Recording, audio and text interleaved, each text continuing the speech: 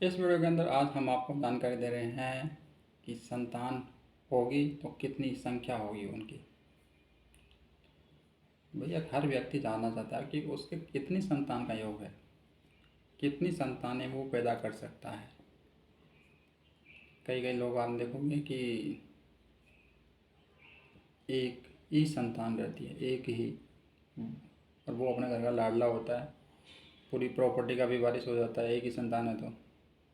और कई घरों में देखा होगा आपने कि भाई 7-7 बच्चे पैदा हो रहे हैं, 8-8 हो रहे हैं, 9-9 हो रहे हैं, और पहले के ज़माने में तो 11-11। तो कहीं तो छप्पर फाड़ के दे रहा है भगवान, ठीक है, कि भैया लो संतान ही संतान लो, पाल पोस कर बड़ा करो, चाहे घर में दाना ही ना हो फिर भी 11-11 बच्चे हैं।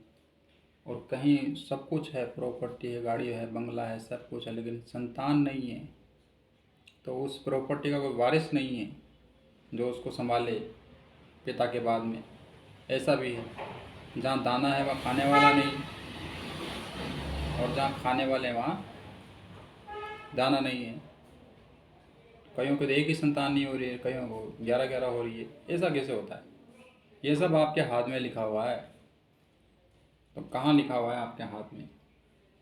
देखिए, ये तो आपकी हाथ है, आपके हाथ में लिखा हुआ है। ये आपकी हृदय रेखा है, ये माइंड लाइन है, ये जीवन रेखा है। ये बेसिक नॉलेज होता है हाथ का। यहाँ पर आपकी विवाह रेखा होगी जो सबसे लंबी होगी, ठीक है, सबसे लंबी। जैसे ये है विवाह रेखा, ये सबसे छोटी उंगली इसके नीचे ही होती है, ठीक है, इसके ऊपर ही होती है, और ये सामान्य आँखों से नहीं दिखाई देती। खासकर उन लोगों को जिनकी दृष्टि कमज़ोर है, नज़र कमज़ोर है, उनको तो बिल्कुल दिखाई नहीं देती। और जिनकी नज़र अच्छी है उनको ही दिखाई देती है फिर, लेकिन उनको ये नहीं दिखता है कि लाइन मोटी है या पतली है, बस ये दिखता है कि हाँ लाइनें हैं।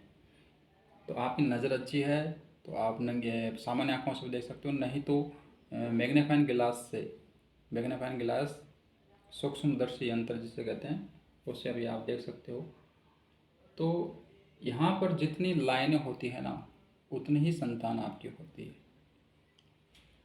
तो यहाँ पर आप देख लीजिएगा आपकी कितनी लाइनें हैं। मोटी पतले की बात नहीं कर रहा हूँ, बस लाइनें होनी चाहिए।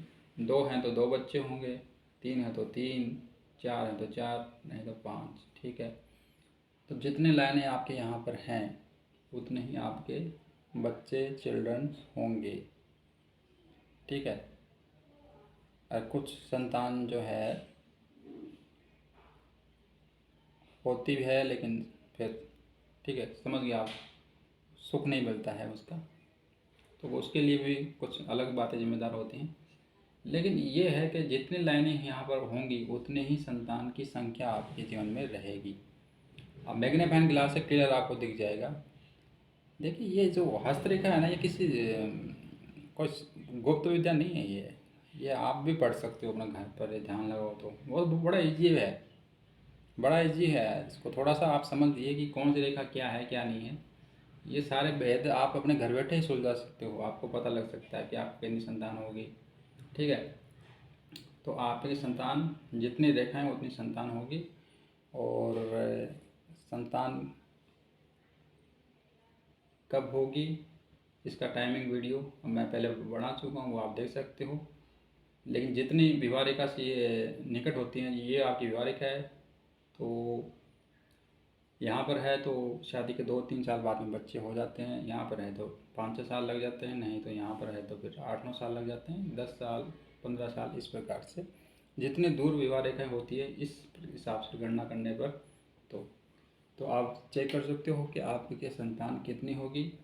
और संतान होगी तो उसका सुख मिलेगा नहीं मिलेगा, इसके लिए अलग बातें जिम्मेदार होती हैं, लेकिन संख्या का मालूम चल जाता है, आपको एक आइडिया हो जाता है कि भैया इतनी संतान होगी, तो मैं उस हिसाब से एक अपना बना कर चलूँ प्रोग्राम कि भैया इतनी संतान आने वाली है तो उसके लिए इतनी प्रॉपर्टी लेनी है। क्योंकि देखिए, संतान हो जाएगी तो घर भी देना पड़ेगा आपको आगे चलकर। आजकल तो लड़कियां भी घर मांगती हैं, तो चाहे लड़का हो चाहे लड़की हो, तो 100 150 गज का प्लाट तो उनको देना ही पड़ेगा। तो उसके लिए भी पॉसिबिलिटी रखनी पड़ती है, क्योंकि संपत्ति का बंटवारा होता है, तो पूरा प्लान करके चलिएगा। जितनी संतानें हैं वो उतना ही आपको, यदि आप सक्षम हैं तो खरीदने में। जो बड़े बड़े टाटा बिल्डर हैं या बड़े बड़े धनी सेठ हैं, वो तो प्लान कर लेते हैं कि भाई हमें अभी से इतने प्लॉट खरीद दें, फिर जब संतान बड़ी होगी 18-19 साल की होगी तो प्लॉट उनके नाम कर देंगे या उनको दे देंगे। तो ये उनके लिए रहता है, ठीक है ना।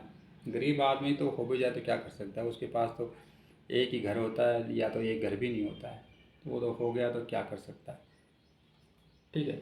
लेकिन जो अच्छे खाते पीते घर के लोग हैं वो प्लान कर सकते हैं कि उनको कितने प्लाट और लेने चाहिए, ताकि उनको एक एक कम से कम एक एक प्लाट 150-200 गज का खरीद कर दे सके। ये उनके लिए विशेष रहता है। या ये भी है कि भाई कितनी संतानें जो हैं होंगी तो उस हिसाब से प्लान कर सके। तो ये रहता है। इसमें बहुत फ़ायदे हो जाते हैं आपको कि भैया कई लोग जो हैं पहले ही गेट बंद कर देते हैं कि नहीं हमें तो 2 ही चाहिए। तो आप चेक कर सकते हो कि भैया मैक्सिमम कितनी संतान हो सकती है, और यदि आप उनको परमिशन देते हो घर में आने की तो उस हिसाब से आप एडजस्टमेंट कर सकते हो, ठीक है।